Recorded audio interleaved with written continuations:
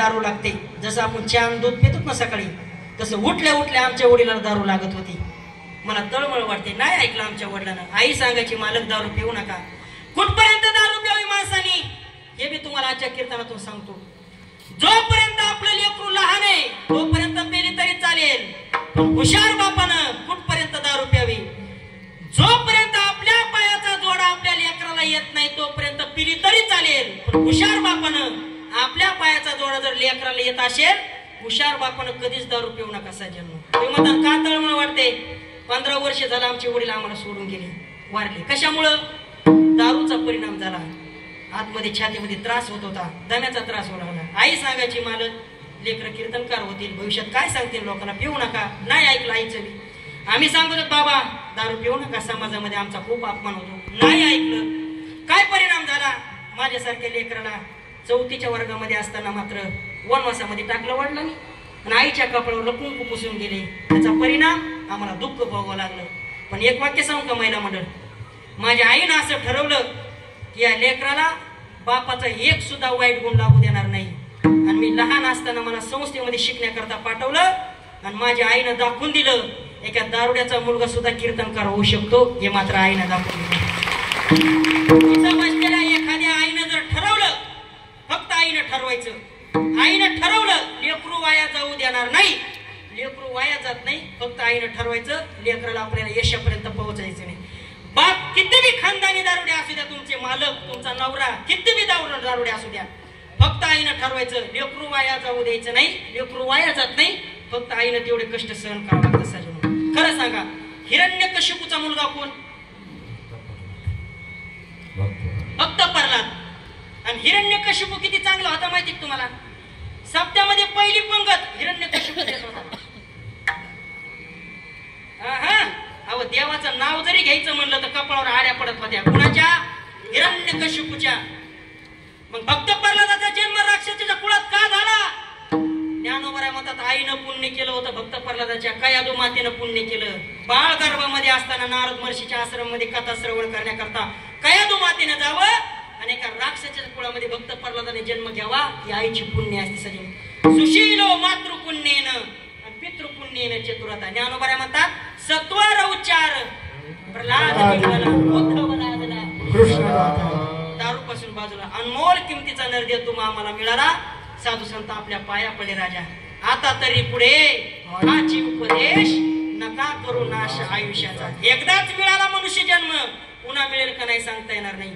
गेलेली इस्टेट परत मिळेल, गेलेली जमीन परत मिळेल. एखाद्यानं बायको केली, भोळी निघाली, दुसरी करता येईल. या काळात नाही करता येईल, देव काळ गेला निघून. वाटलंच तर पैसा जर आला करता येईल, पण life is not once more. या मनुष्य जन्माला परत वेळ मिळणार नाही. सजन एकदा मिळाला ही सुवर्ण संधी मिळाली, मनुष्य जन्म मिळाला ही संधी. आता फक्त संधीचं काय करा, सोनं करून घ्या. पाया पडले साधू संत राजा, लागोन या पाया विनवितो तुम्हाला करे टाळी. पैठणचे शांती ब्रह्म एकनाथ महाराज माय बापाची उपमा दिली आम्हाला. करा रे बापानो साधना हरीचे. नामदेव महाराज पाया पडे, कर जोडून विनवितो तुम्ही वासुदेव वासुदेव म्हणा, नका गुंतू विषय कामा. तुम्ही वासुदेव वासुदेव म्हणा. सगळे साधू संत तुमच्या आमच्या पाया पडे. सांगण्याचं तात्पर्य त्यांचं एवढंच होतं, अनमोल किमतीचा तुम्हा आम्हाला नरदेव मिळाला. ऐका एवढं वाक्य, घरी घेऊन जा. राजा, मनुष्य जन्मामध्ये माणूस कर्म चांगले बी करतो आणि कर्म वाईट सुद्धा करतो. पण मनुष्य जन्मामध्ये वाईट कर्म करून लोकांनी नाव ठेवण्यापेक्षा या मनुष्य जन्मामध्ये काहीतरी चांगलं कर्म करा. गोड उपदेश केला अभंगाचं पहिलं चरण.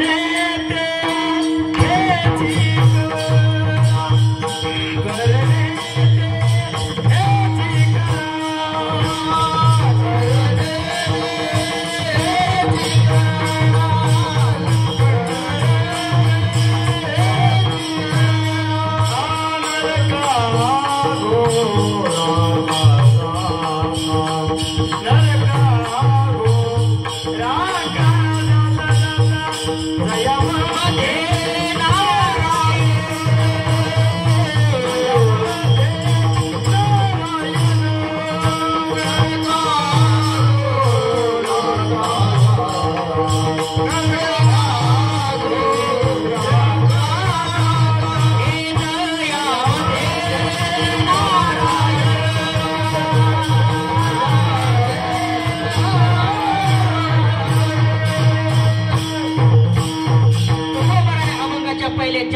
राजा मनुष्य जन्मात माणूस कर्म चांगले बी करतो कर्म वाईट बी करतो मग वाईट कर्म करून नरकाला जाण्यापेक्षा माझ्या या जोलाई मातेच्या चरणावर काहीतरी चांगलं कर्म करून जाणं कारण या जगामध्ये या भगवती मातेची 51 शक्तिपीठ आहेत 51 शक्तिपीठ या जगामध्ये शक्तिपीठ 51 त्यातली त्यात महाराष्ट्र खूप पवित्र महाराष्ट्रामध्ये 3.5 शक्तिपीठ आहेत भगवती मातेची 3.5 शक्तिपीठ सांगता येतील का कुणाला सांगता येतील कुणाला जे सांगल आजचं पाकिट त्याला भगवती मातेची 3.5 शक्तिपीठ महाराष्ट्रात आहेत 3.5 सांगता येईल कुणाला घ्या लिहून नंबर 1 माहूरची मोठा देवी नंबर 2 तुळजापूरची तुळजाई नंबर 3 कोल्हापूरची आणि नंबर 3.5 शक्तिपीठ नाशिक जिल्हा सप्तशृंगी माता 3.5 शक्तिपीठ महाराष्ट्रामध्ये सज्जन 51 शक्तिपीठाची निर्मिती नेमकी झाली कशी हे शक्तिपीठ निर्माण कसे झाले पार्वती मातेच्या प्रत्येक तुकड्यापासून शक्तिपीठ निर्माण झालं ब्रह्मदेवाने त्यांचा मुलगा म्हणजे भगवान शंकराचे सासरे यांना ब्रह्मपद दिलं आणि काही माणसाला एखादं पद मिळाल्यानंतर अहंकार होतो तसा अहंकार झाला सासऱ्याला भगवान शंकराच्या सिंहासनावर बसणार सगळे देव देवता सिंहासनावर बसलेले होते आणि भगवान शंकर सुद्धा तिथे आलेले होते आणि भगवान शंकर सुद्धा बसले होते ज्या वेळेस ब्रह्मपद प्राप्त करणारा राजा सिंहासनावर बसला सगळे देव देवता उठून उभे राहिले सगळ्यांना चरित्र माहिती 2 मिनिटात सांगतो पण भगवान शंकर उठून उभे राहिले नाही ते मतन का राहिले नाही ते भजन करत होते ते मतन महादेव देवाचे देव आणि ते सुद्धा भजन करत होता हो भजन करत होते कुणाचं श्रीराम जय राम जय जय राम श्रीराम जय जय राम भजन करी महादेव महादेव भजन करत बसले होते तप करत बसले होते आणि तेव्हा ब्रह्मपद प्राप्त करणारा राजा सिंहासनावर बसला माहितीच नाही झालं राजाने पाहिलं सगळे देव देवता माझी पूजा करायलेत माझं नाव घ्यायले जय जयकार करायलेत तो कोपऱ्यामध्ये कोण आहे की खाली मान घालून माझं स्वागत सुद्धा केलं नाही पाहता तर आपला जावाय भगवान शंकर माझा अपमान केला तुझा सुद्धा मी अपमान केल्याशिवाय राहणार नाही मग काय करायचं खूप मोठा यज्ञ ठेवला त्या राजाने यज्ञ ठेवल्यानंतर सगळ्या देव देवताला आमंत्रण दिलं सगळ्याला सांगितलं येतानी कैलासाच्या रस्त्या कोण या बायपासनं या म्हणे कैलासाहून बायपासनं सगळे देव देवता यज्ञाच्या कुंडामध्ये जात आहेत पूजा करण्याकरता हे पाहिलं पार्वतीनं आणि विचारलं त्यांना कुठं चालात तुम्ही त्यावेळेस सगळ्यांना सांगितलं पार्वती तुला माहित नाही का अगं तुझ्या वडिलांनी म्हणजे दक्ष प्रजापतीनं मोठा यज्ञ ठेवलाय तुला आमंत्रण दिलं नाही का मुलगी अशी एक जात आहे बापाचं नाव कधीच बदनाम होऊ देणार नाही तिचं नाव आहे मुलगी सजन तिने विचार केला माझ्या बापाच्या घरी मोठा यज्ञ मग माझ्या वडिलांनी मला का आमंत्रण दिलं नाही पार्वती तुला यायचं नाही का बापाने यज्ञ ठेवलाय पार्वतीने सांगितलं माझं आवरायचं राहिले तुम्ही जा पुढं मी माझ्या मालकासोबत येते सगळे देव देवता कैलासावरून जात आहेत आमंत्रण दिल्यामुळं आणि पार्वती आई साहेब भगवान शंकरापाशी आले पण भगवान शंकर भजन करत होते 51 शक्तिपीठाची माहिती सांगतो मालक सगळे देवदेवता माझ्या बापाच्या घरी चालले आपल्याला कधी जायचंय भगवान शंकरानं सांगितलं पार्वती काही ठिकाण असे तिथं आमंत्रणाशिवाय जायचं नाही आणि काही ठिकाण असे तिथं आमंत्रणाची वाट बघायची नाही काही ठिकाण असे बोलवलं तरी जायचं नाही जिथं मद्यप्राशन होतं, तिथं जुगार खेळला जातो, तिथं बोलवलं तरी सुद्धा जायचं नाही. लग्न कार्याला आहे, आमंत्रण दिलं नाही, जायचं नाही. पण जिथं भगवंताचं नामस्मरण चालू आहे, कीर्तन चालू आहे, तिथं न बोलवता माणसाने जावं. तुका म्हणे जवळी न पाचारिता जावे, संत चरणी भावे रे गावाया. पार्वती, जरी तुझ्या बापाच्या घरचा येत नसेल, आमंत्रण दिलं नाही, जायचं नाही. पार्वतीनं बोलायला लागली. पार्वती भगवान शंकराला, माय बाप आहेत माझे, आणि माझ्या माय बापाला लेकीला आमंत्रण द्यायची काय गरज आहे? जोपर्यंत मुलीचे मायबाप माहेरामध्ये जिवंत आहेत, तोपर्यंत मुलीनं हक्काने जायचं. पण ज्या वेळेस तुमच्या माहेरातले मायबाप निघून जातील ना, त्यावेळेस बोलवल्याशिवाय जायचं नाही. न बोलवता जर तुम्ही माहेरामध्ये जाताना, तर तुम्हाला चप्पल ठेवायला सुद्धा कोणी जागा ठेवू देणार नाही. एवढी मायबापाच्या श्रद्धेची ताकद असते सजनो. माझ्या बापाने यज्ञ ठेवला, मला आमंत्रणाची काय गरज आहे? मुलगीच तिला म्हणायचं. सज्जनानो, काय चरित्र सांगितलं तू कोबऱ्याने? मुलगी कुणाला म्हणायचं? माय बापानं लग्न लावून द्या घरी दिलं, माय बापाचं नाव मोठं करण्याकरता तिला तिथंच राहावं लागतं. मग नवरा दारुडा का असं ना, माय बापाचं नाव मोठं करण्याकरता राहावं लागतं. दृष्टांत दिला तो कोबऱ्याने. बाबा एक झालं 10 मिनिटं सांगतो. बांधल्या खुंटाशी धेनुचे चरणे, दिल्या घरी राहणे लेकीचे.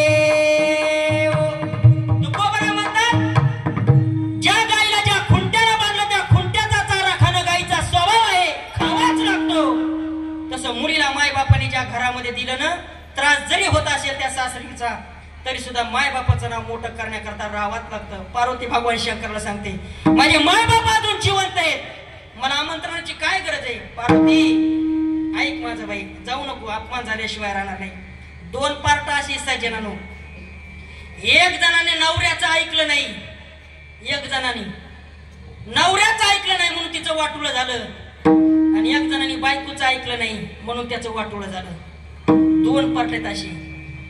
भगवान शंकराचा बायकोनं न ऐकल्यामुळं पुढे अपमान झाला, आणि एक पार्ट असे बायकोच नवऱ्यानं ऐकलं नाही म्हणून त्याला मरावं लागलं, लंके सगड जाळावं लागलं. त्याचं नाव रावण. ऐकलं नाही बायकोचं.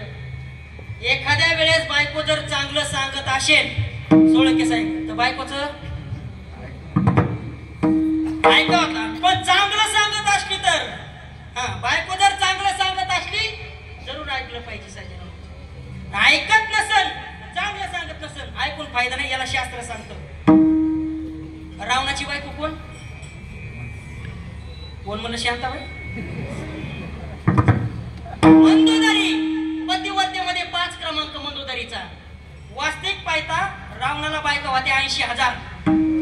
मग विचार करा तुम्ही, 80,000 रावणाला बायका, मंडोदरीला सवती किती? हॅलो, झोपल्या काय? मग इतक्या मंदोदरीनं सहन करून पतिव्रतेमध्ये 5वा नंबर आणला. मालकाला सांगायची मंदोदरी, अधिकार बघा पतिव्रता माता माऊलीचा. 5 मिनिटं घेऊ कशी झोपल्या का काय? बरं टाइम सोडतो. कुणाला म्हणायचं पतिव्रता स्त्री? जी का भाग्याची आहे, तिचा पती तिचा देव, मानी भ्राताराची बोली, धन्य जगी ती माऊली. माय माऊली हो, तुमच्या महिला मंडळीमध्ये एवढी ताकद दिली, चालता सूर्य थांबवण्याची ताकद तुमच्यामध्ये. फक्त तुम्हाला पतीची सेवा करता आली पाहिजे. ज्यांच्या जीवनामध्ये पतीची सेवा घडली त्याला दुसऱ्या देवाला जायची गरज नाही. कोण होती मंडोदरी? उद्या काय घडणार आज रात्री मंडोदरीला कळत होता. आज रात्री आपल्या बायकोला कळत का आपल्या घरातले पैसे कोण चोरून नेईल, पण उद्याचं भविष्य मंडोदरीला कळत होती. आणि मालकाला सांगायची, मालक परस्त्रीचं तुम्ही हरण केलं, सीता आई साहेबाला परत करा, मला रात्री खूप भयंकर स्वप्न वाईट पडलं, सगळी लंका जळून चालली आणि वानरशाला लंकेमध्ये आली, मालक तुमच्या पाया पडते, सीतेला तुम्ही परत करा. मंदोदरी बोले रावणा प्रती, स्वप्न देखिले मी मध्यरात्री, नेनो वानर मिळाले किती, शिळसा गरु बांधिला. मालक मी स्वप्न पाहिलं रात्री आणि हा प्रसंग घडू नये म्हणून तुम्हाला विनंती करते, सीता परत करा. पण क्रोधी अविश्वासी त्याशी बोध कायचा. रावण ऐकायला तयार नाही. मग बायकोनं चांगलं सांगितलं पण नवऱ्यानं ऐकलं नाही म्हणून नवऱ्याचं वाटोळं झालं. आणि इथं भगवान शंकर पार्वतीला चांगलं सांगायले, पण पार्वतीने ऐकलं नाही. मालक पार्वती, अगं आमंत्रण नाही, जाऊ नको. ऐका लक्ष देऊन. जिस घर पर आदर मान नहीं, उस घर पर जाना ना चाहिए.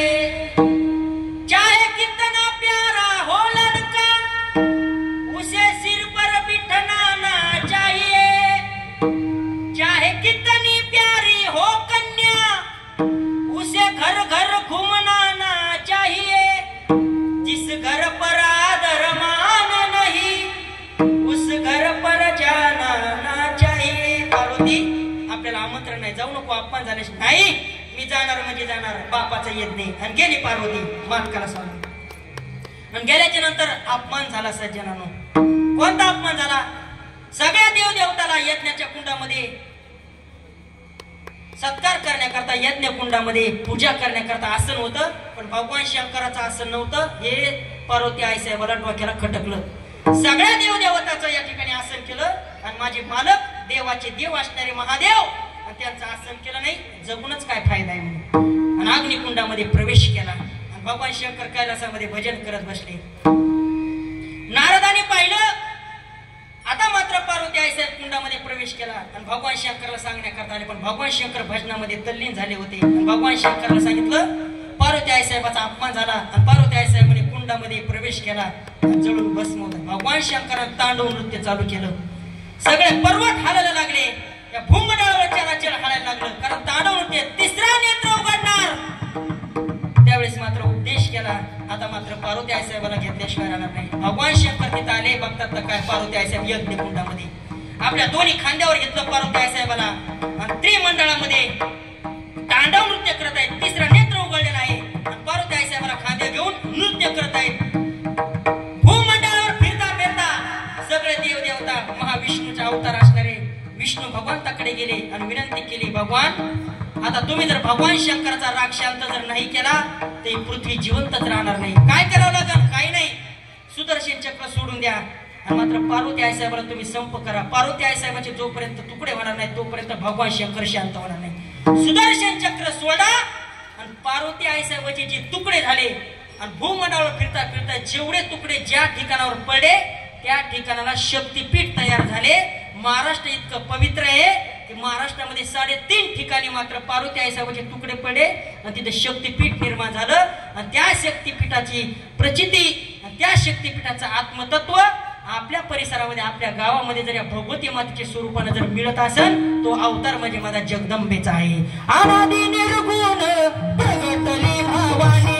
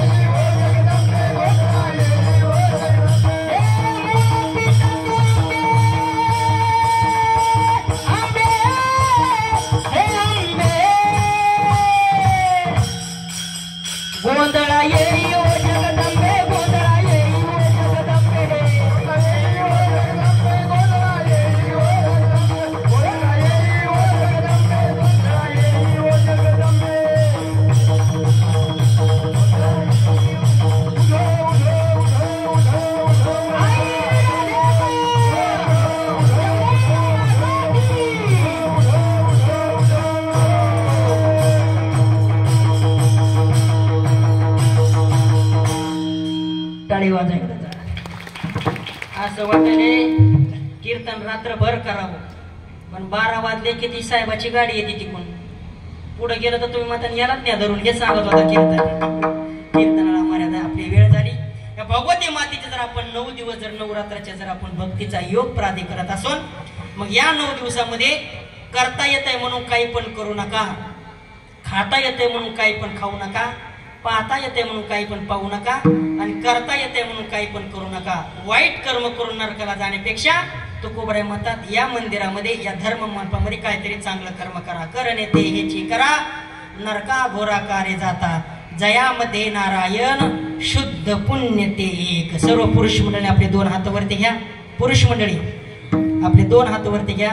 सुंदर एकदा भगवान पंढरीश परमात्म्याचं भजन करायचंय. विठोबार कुमार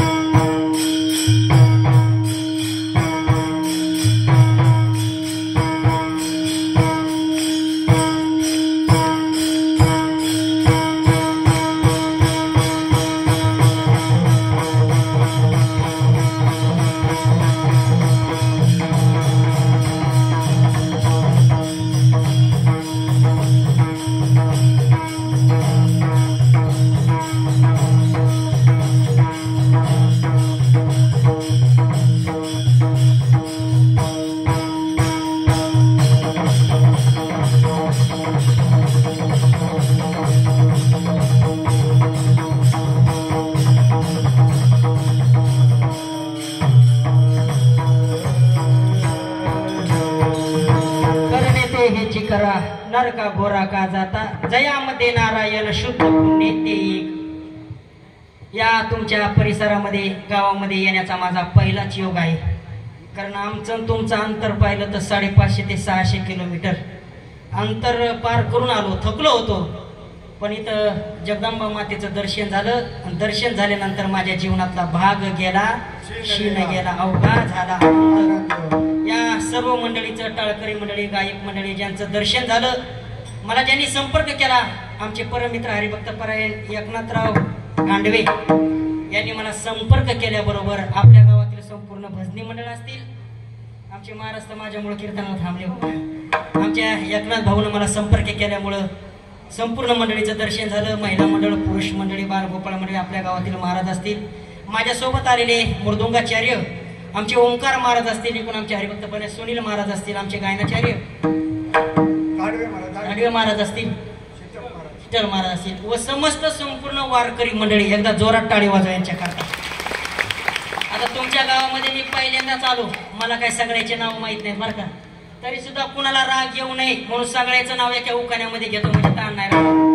येत होते, जात होते, खिडकी वाटे पाहत होते, खिडकीला 3 तार आडकी, त्याला घुरमारा पानं खातो, त्याला घाम येतो, जरा जरा ती कोणाला व्यापारी त्याने दिली सुपारी, सुपर देतो, वाड्याला हाड देतो पाण्याला, पाण्यात तो आडाचा वाडा बांधतो, भिंगाचा वाड्यात वाडे, 7 वाडे 7 वाड्यात पलंग, पलंगाव गादी, गादीवर उशी, उशीत बशी, बशीत कप, कपात घडी, घडीत वाजला एक, तो मग सर्वांचं नाव घेतो, मी झोला यायची लेख.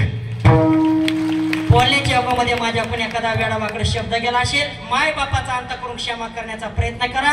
ज्यांनी आतापर्यंत भरपूर शूटिंग काढली, फोटो काढले, आमच्या फोटोग्राफर आमचे दादा एखादा टाळी वाजवा जोरात.